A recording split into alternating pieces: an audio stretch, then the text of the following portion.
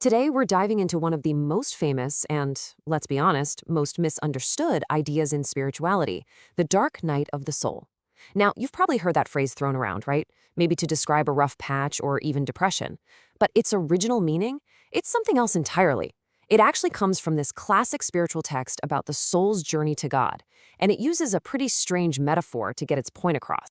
And that brings us to the big question, the one that kind of trips everybody up. If this whole journey is about reaching divine light and union with God, why in the world would it be called a dark night? I mean, that sounds more like a recipe for despair than a path to spiritual bliss, doesn't it? Well, luckily for us, the author doesn't just leave us hanging. He actually gives a super clear three-part answer to that exact question. He breaks down why this night metaphor isn't just random, but a really precise way to describe the entire process, from start to finish. Okay, so here are the three big reasons. First, you've got the departure. This journey kicks off by depriving yourself of all those worldly desires and appetites. For our senses, which are so used to seeing and tasting and feeling the world, this is like suddenly turning the lights out. It feels like night. Second, there's the road itself. The path you're on is faith, and faith, by its very nature, is dark to our intellect. You can't reason your way through it. You can't see the map. And third, even the destination, God, is described as a dark night to the soul, at least in this life. Why? Because it's a reality so huge, so overwhelming, that our little minds just can't possibly grasp it. Now I know that all sounds a little abstract. So to bring this all down to earth, the author uses this really powerful ancient story to show us what this three-part journey actually looks like in practice. He gives us a narrative we can really sink our teeth into.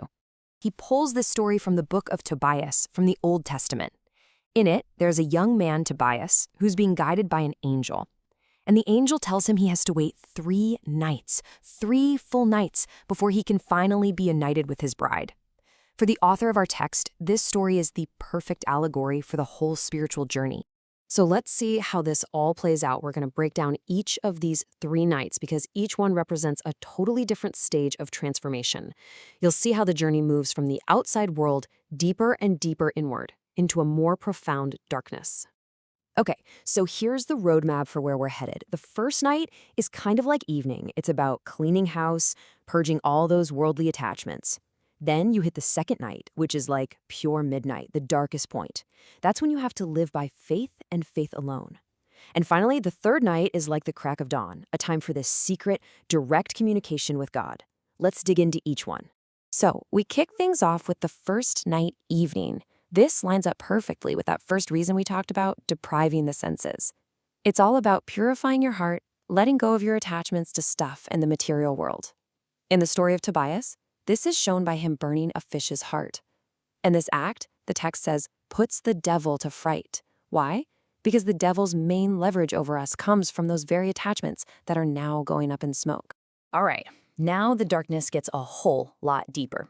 The second night is midnight.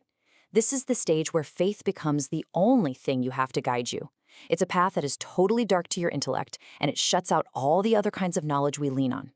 But by getting through this night, the soul is welcomed into the society of the holy patriarchs, all those figures who also walked in darkness, trusting God completely without seeing the way forward. And that brings us to the final and most profound stage, the third night. Now, weirdly, this is compared to dawn. This is where God speaks directly to the soul, but it's secretly and intimately. But here's the real kicker. The text calls this a much darker night than the first 2. How can that be? Well, because a direct message from the divine is so far beyond our human ability to understand that it just feels like the deepest, most absolute darkness. And it's out of that darkness that the union with the bride, who represents wisdom itself, finally happens. So what's the big payoff?